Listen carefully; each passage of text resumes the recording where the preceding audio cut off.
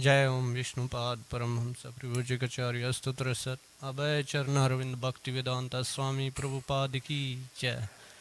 ISKCON founder आचार्य BBT founder आचार्य शील प्रभुपाद की जय। जय विष्णुपाद परमहंस प्रभुजिकाचार्य स्तोत्र सत श्रीमद भक्ति सिद्धांत सरस्वती ठाकुर गोस्वामी महाराज प्रभुपाद की जय। अनंत कोटि वैष्णव वृंद की जय। ग्रंथराज श्रीमद् भागवतम की जय। निताय गौर प्रेमनंदी हरि हरि बोल। All glories to the seven devotees, Hare Krishna. All glories to the seven devotees, Hare Krishna. All glories to the seven devotees, Hare Krishna. All glories to Shri Guru and Gauranga.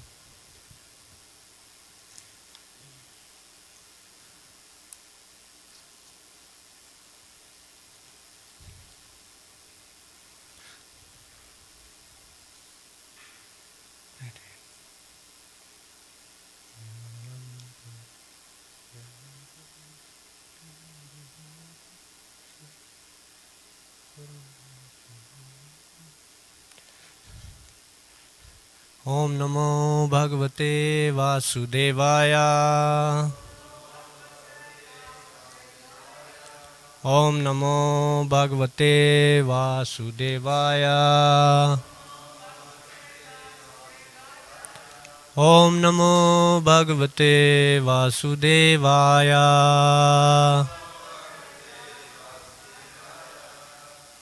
Hare Krishna. Reading from Srimad Bhagavatam, Canto 3, Chapter 4, Vidura approaches Maitreya. Text 18.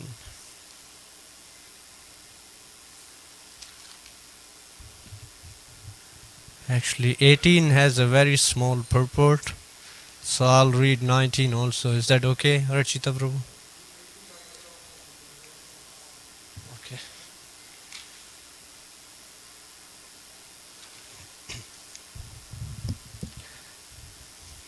So I'll read 18 by myself and we will do 19, chant 19 together. Text 18. Jnanam param swatmaraha prakasham paro vacha kasmai bhagwan samagram apikshmam no grahanaya bharatar vadan jasayad brajinam tarema. Translation and a small purport by Srila Prabhupada. Srila Prabhupada ki jai. Translation. My Lord, kindly explain to us, if you think us competent to receive it, that transcendental knowledge which gives enlightenment about yourself and which you explained before to Brahmaji. Purport. A pure devotee like Uddhava has no material afflictions because he engages constantly in the transcendental loving service of the Lord. A devotee feels afflicted without the association of the Lord. Constant remembrance of the Lord's activities keeps the devotee alive, and therefore Uddhava requested that the Lord please enlighten him with the knowledge of Srimad Bhagavatam as previously instructed to Brahmaji. Text 19.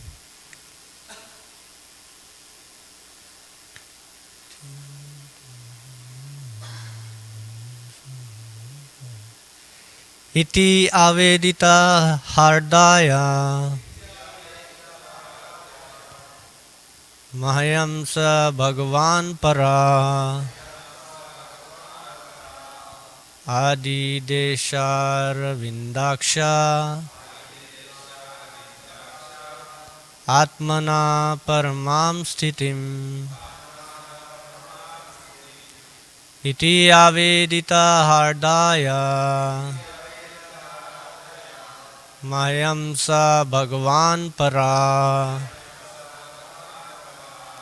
Adi Deshar Vindaksha Atmana Paramam Sthitim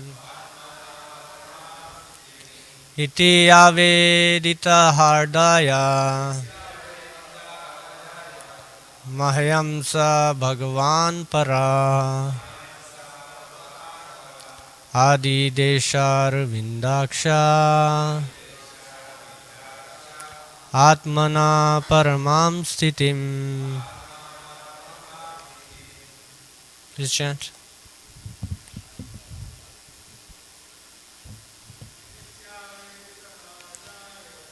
Iti Avedita Hardaya Mahyam sa Bhagavan para Adi Deshar Vindaksha Atmana Paramam Stitim. Iti Avedita Hardaya Mayam sa Bhagavan para Adi Deshar Vindaksha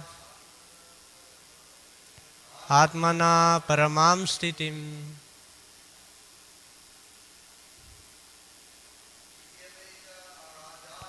Iti Avedita Ardaya Mayam sa Bhagavan para Adi Deshar Vindaksha Atmana Paramam Stitim. Mataji, please chant. Iti Avedita Ardaya Mayam sa Bhagavan para Adi Deshar Vindaksha Atmana Paramam Stitim. Avedita Ardaya Mayam sa Bhagavan para Adi Vindaksha Atmana Paramam Stitim. Iti Avedita Ardaya Mayam sa Bhagavan para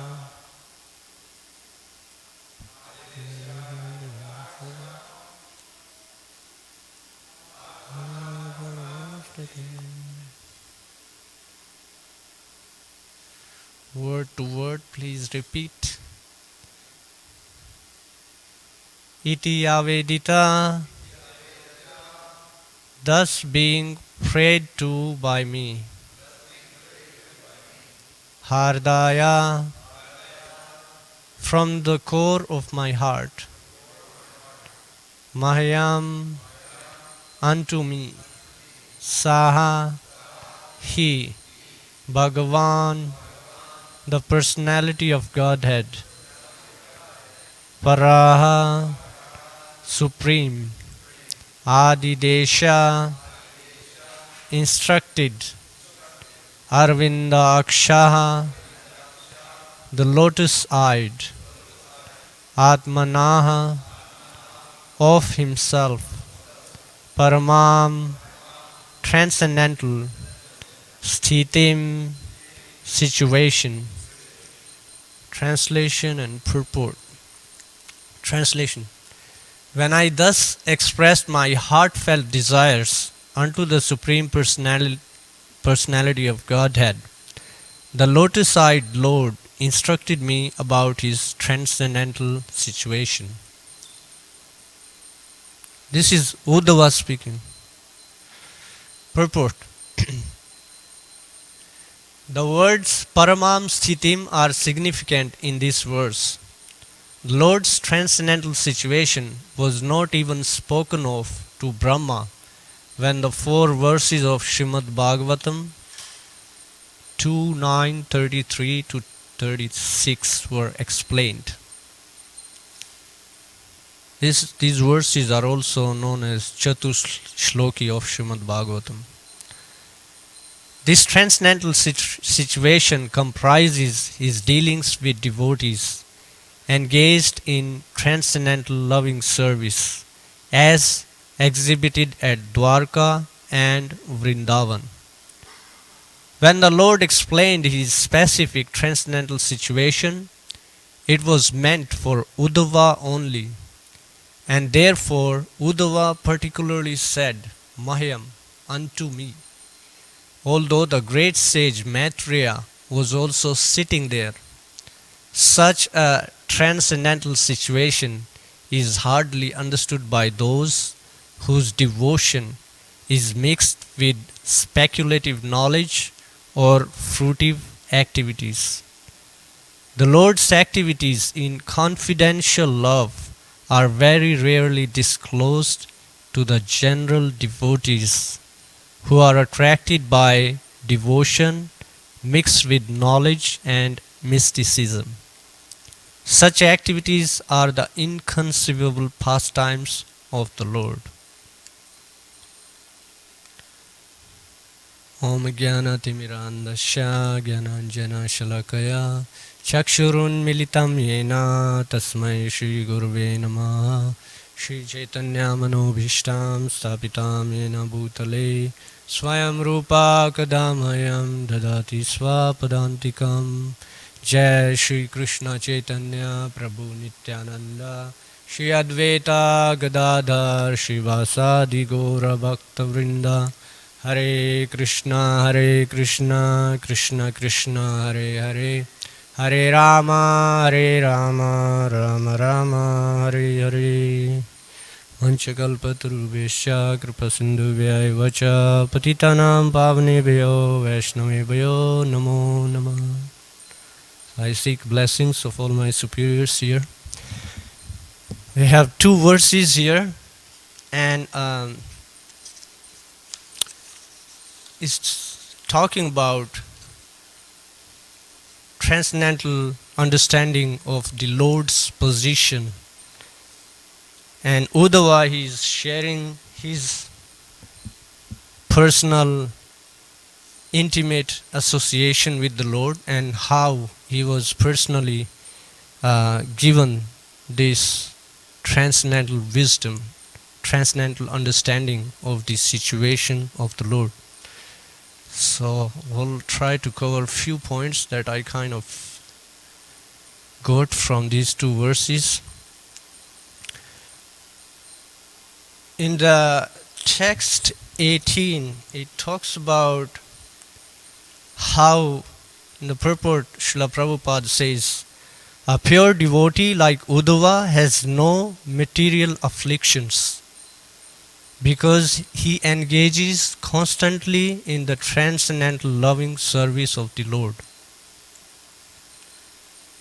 So we can understand from this that how even the situation of pure devotees is also completely transcendental, and they are not affected by external circumstances, external situations. They are not disturbed by external afflictions.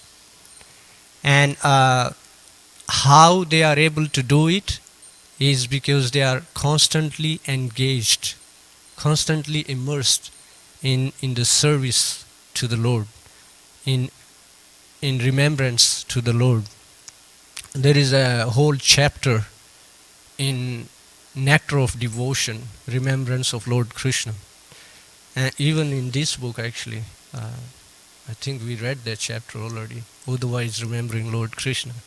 So it's amazing how just by remembering one can become free from all material afflictions. Why I say this?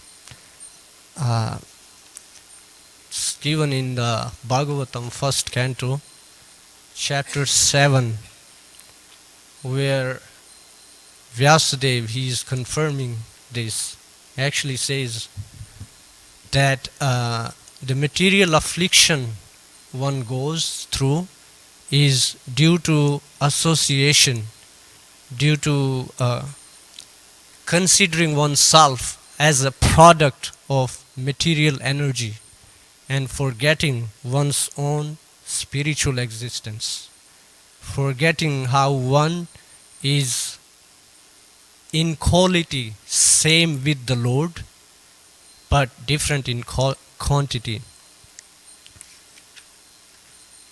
So this verse says very clearly actually, Anartho Upasamam Sakshat Bhakti Yogam Adokshaje Lokasya Janato Vidvams Chakre Satvata Samhitam.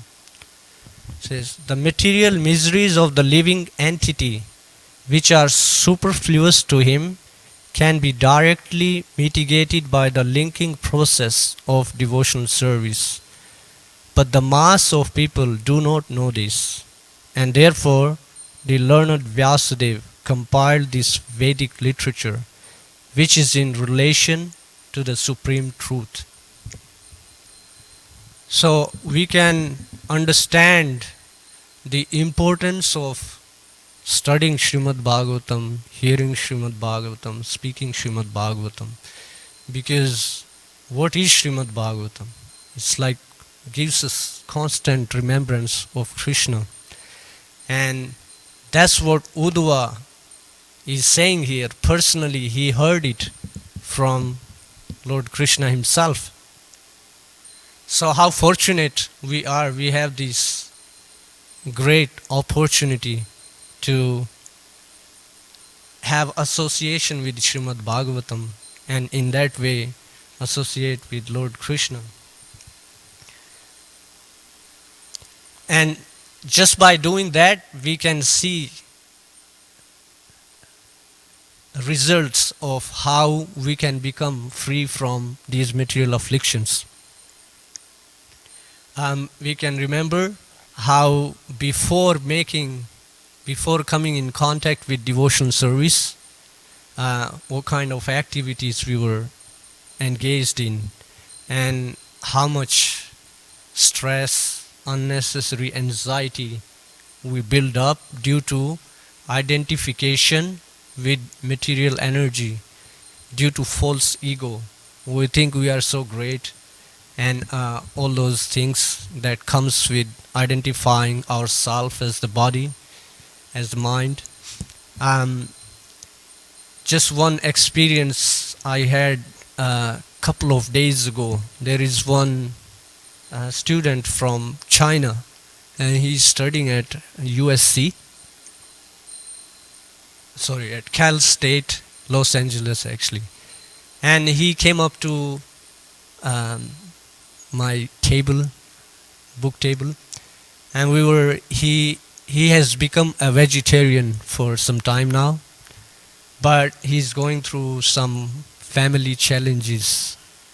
He lost one family member, and then another family member is in hospital, and he was so stressed out. He was telling me that he even spoke with his professor, and he was saying, I'm in the class, but I can't hear anything, I can't understand anything. My mind is so absorbed in all what's going on in my family.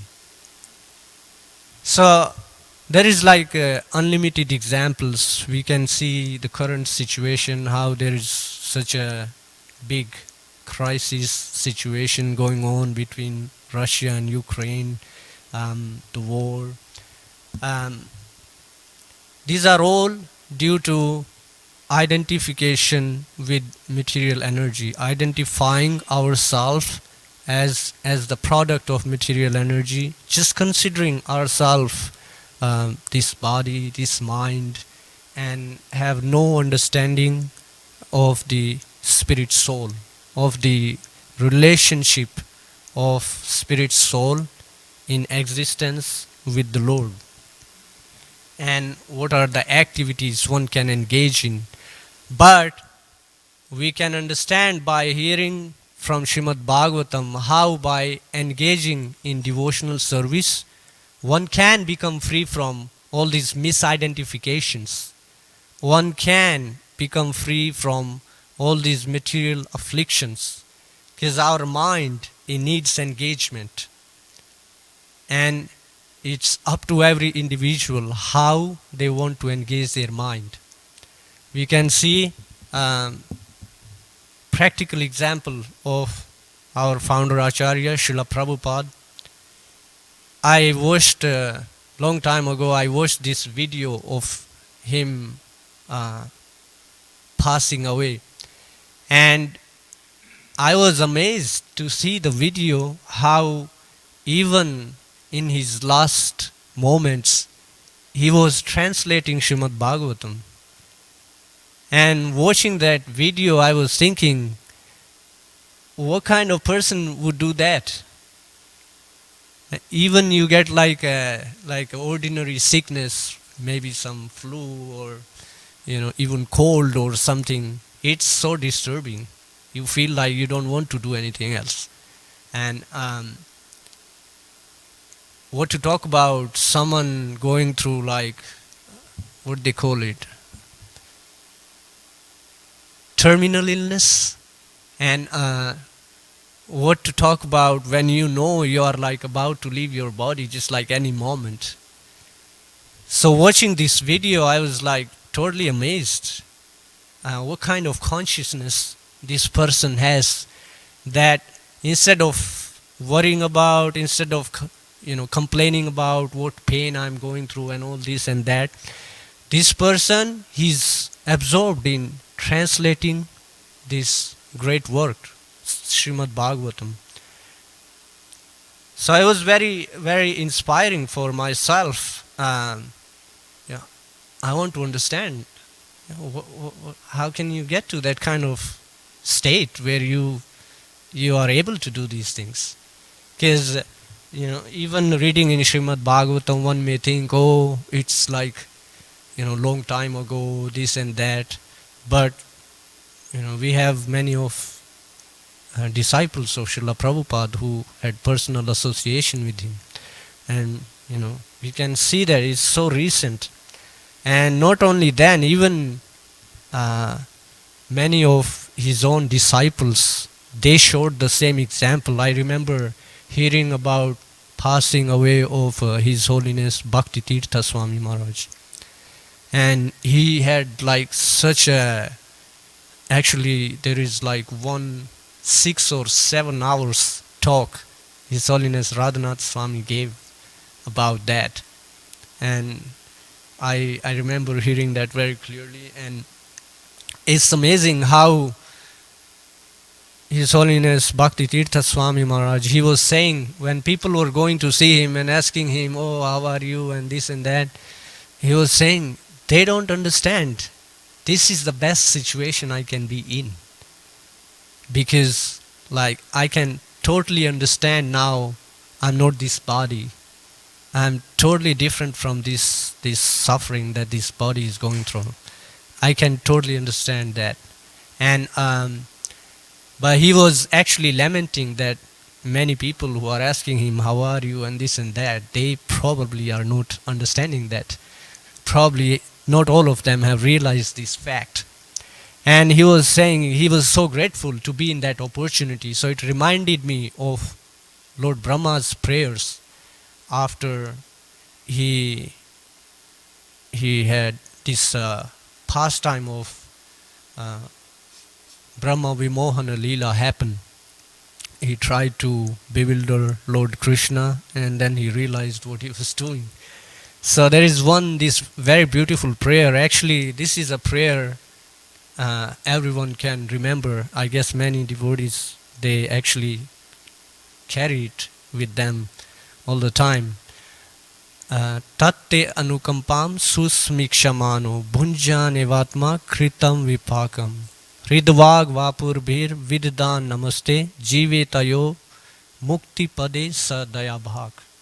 So what kind of person can attain this kind of consciousness? This verse describes it very clearly.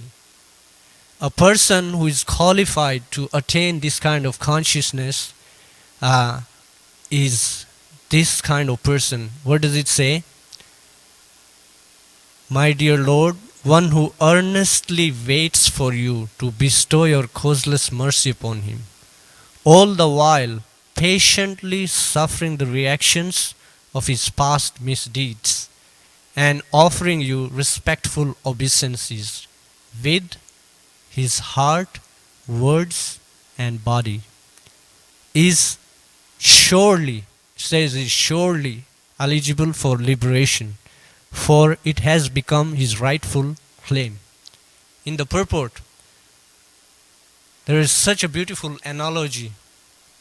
It gives, just like here, in it was mentioned that a devotee is, here.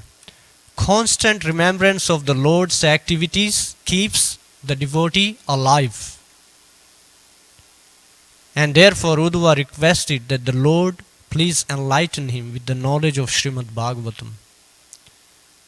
So Srimad Bhagavatam is giving us this remembrance of all these transcendental pastimes of the Lord, and just by hearing those, a devotee can become alive.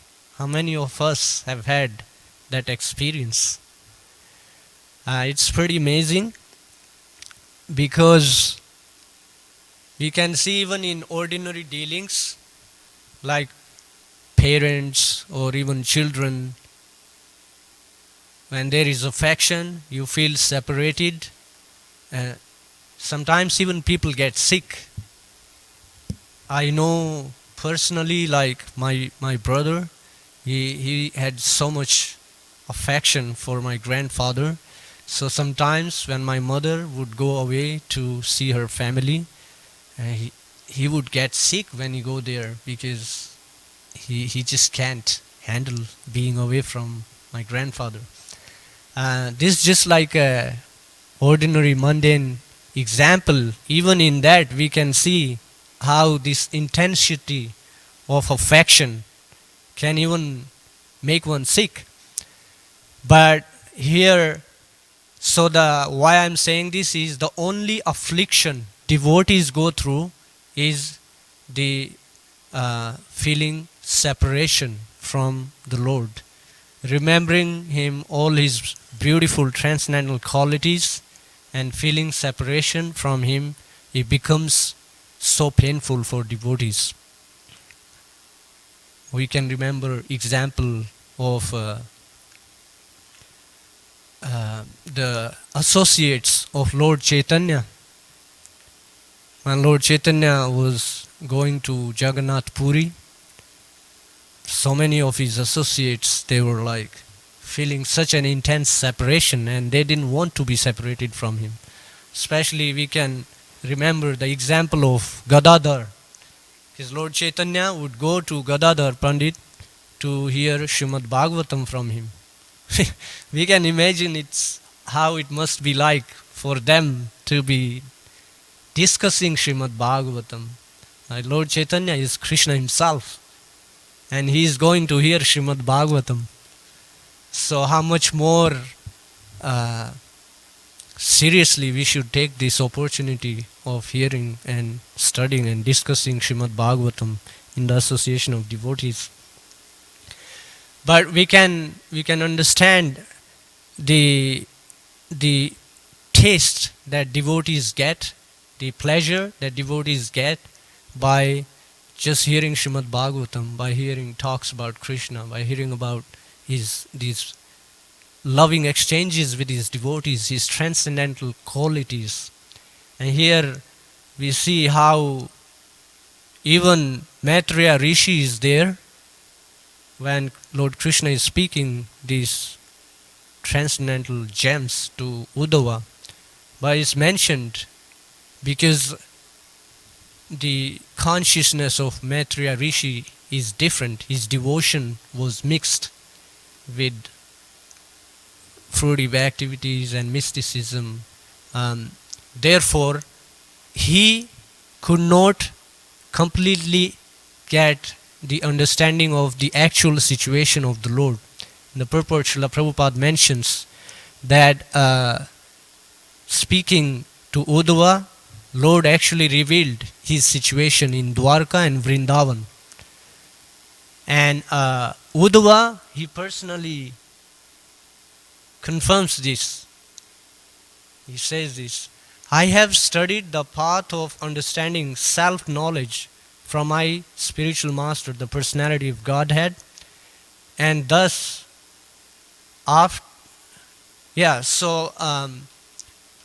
he's saying that he personally received this understanding But even reading further, we won't hear Maitreya Rishi confirming this. He received that understanding. And in the purport itself, it mentions.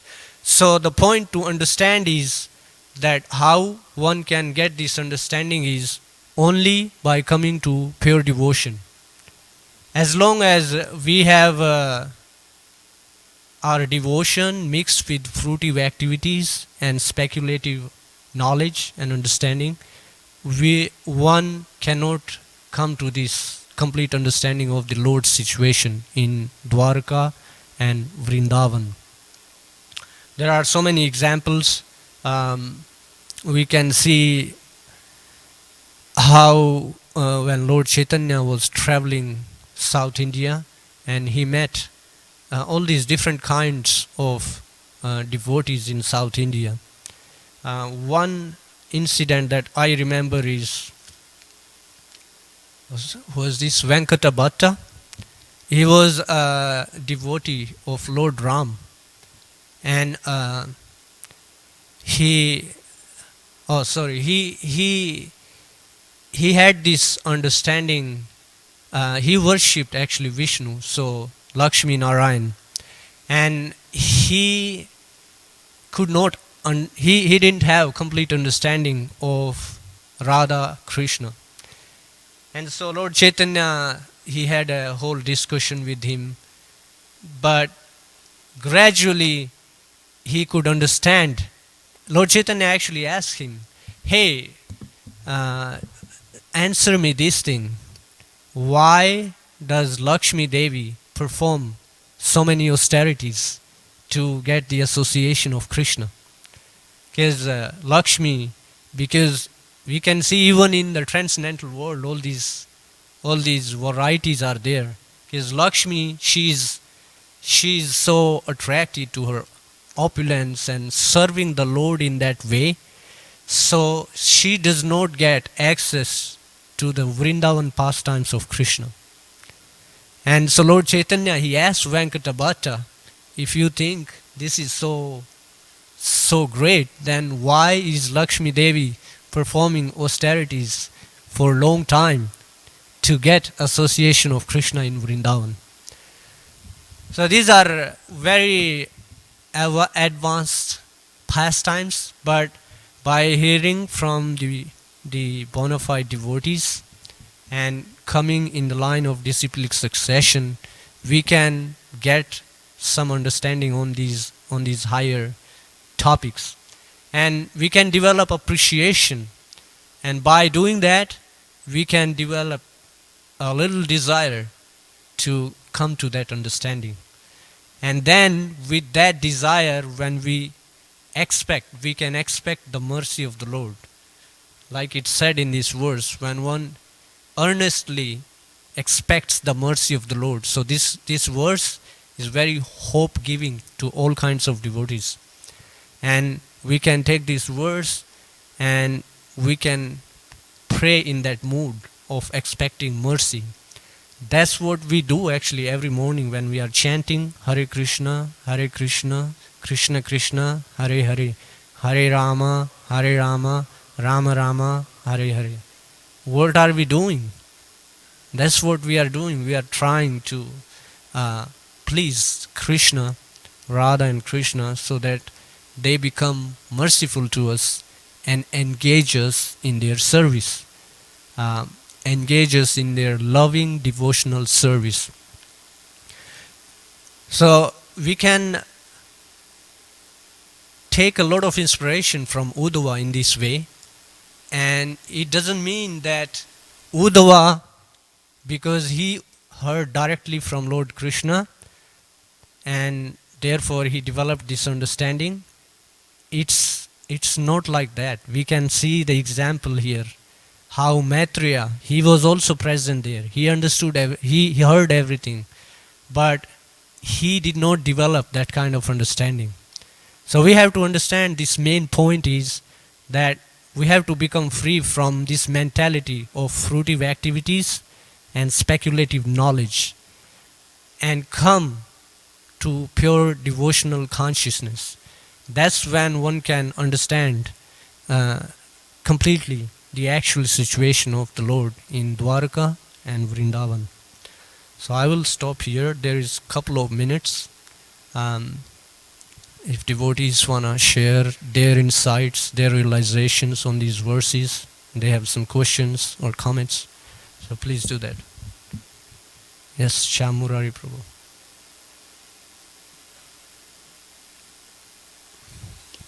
Hare Krishna Prabhu, thank you for the wonderful class. So you quoted that very nice verse, Tat Anukampam, and referring to the pure devotee who tolerates all the sufferings of his past misdeeds. Of course, do we understand in Srila Prabhupada's case, though, it's not the case because he's pure devotee from birth and Nitya Siddha, the eternal associate of the Lord, and he didn't have any past misdeeds. Am I correct in my understanding? What was the last thing you said? He didn't have any Past misdeeds. past misdeeds. Yeah, remember that you quoted that verse, Tat Anukampam Moksha Pada. Yes. Yeah.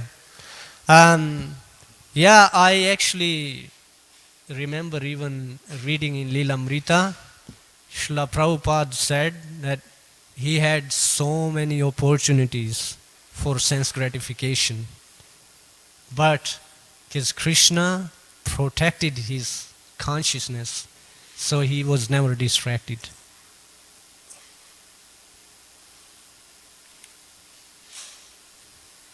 Anyone else has anything to say? Yeah, what else you want to add now? Yeah, it's also that past time you shared of that video you watched. Of what? The past time you shared about the video that you watched of Prabhupada leaving his body. Yes. Still translate.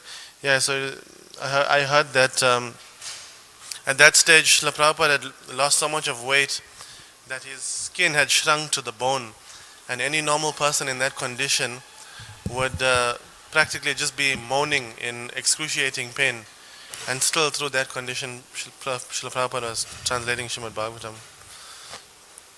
Yeah, that's the transcendental situation of Srila Prabhupada. It's given there in the Lilamrita. Actually, the doctors, they said like a person in this kind of situation, he shouldn't even be living. But you can imagine he was translating Srimad Bhagavatam. So we can remember the example of Bhishma Dev, the pure devotees, they can choose to live at their will. So Srila Prabhupada, he even showed it at few occasions to his disciples, how he could choose to leave or stay. But then out of humility he would say, if you want me to stay, you can pray to Krishna to allow me to stay a little bit longer. It happened on, I remember for sure, on a couple of occasions when Srila Prabhupada would get very sick. But yeah, that's the prerogative of pure devotees. They can also, just like Lord Krishna, they can also come at their will and leave at their will. But of course, they do it for pleasure of Krishna, to carry out the orders of Krishna. And that's what we see in example of Uddhava. He was actually pleading Krishna, I want to go with you, I don't want to stay here. And Krishna was like, no, you can't go with me, you have to stay here, and you have to do some service for me, you have to take my message to the devotees in Badrik Ashram, because I didn't get an opportunity being busy with all these other affairs. I didn't have an opportunity to go and meet the devotees there. So you are going to do that for me. You're going to take my message to them. And that's one of the services Uddhava was given by Lord Krishna. But I'll just leave with this analogy that I remembered I wanted to share. Is in the purport mentioned that who can, just like a child, just by living, he will naturally inherit all the assets of their parents. Similarly, a devotee, just by being alive in devotional service, they will naturally inherit the kingdom of Lord. So we can at least take this point from today's discussion, that we can just try to stay alive in Krishna consciousness, in Bhakti Yoga, and we will naturally get to the association of Krishna in his transcendental situation. Thank you very much for your kind attention. Grantharaj Srimad Bhagavatam ki jai, Srila Prabhupada ki jai.